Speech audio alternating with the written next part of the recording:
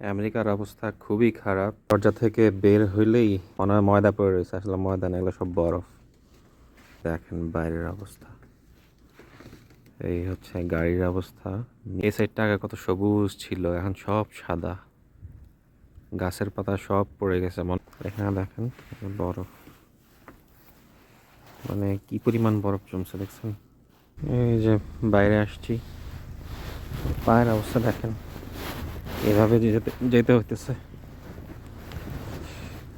বরফের দেশে বরফ আসলে আমাদের বাংলাদেশ থেকে বা আমরা যারা গরমের দেশে বাস করি ওসব দেশ থেকে, আরে আল্লাহ, ওসব দেশ থেকে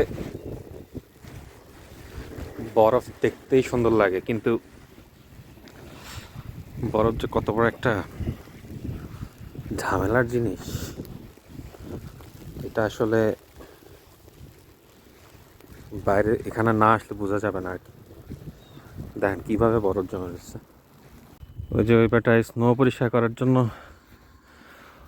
ওই গাড়িটা নিয়ে আসছে, স্নো সুইপার বলে। বেটার স্নো সুইপারের গাড়ি গেছে বন্ধ হয়ে শীতে। বরফ আসলে দেখতে সুন্দর, কিন্তু বরফে বাস করাটা একটা কষ্টদায়ক ব্যাপার।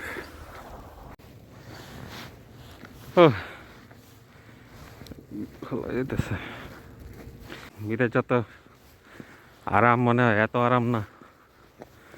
বাংলাদেশে গরমের ঠালে বাঁচি না, আর এই জায়গায় শীতে বাঁচি না। একটা মজার জিনিস মনে পড়ছে,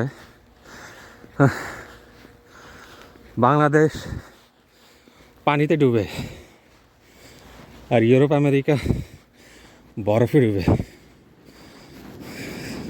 এই যে দেখেন, এই বাড়ির নিচতলা অর্ধেক হচ্ছে বরফের নিচে।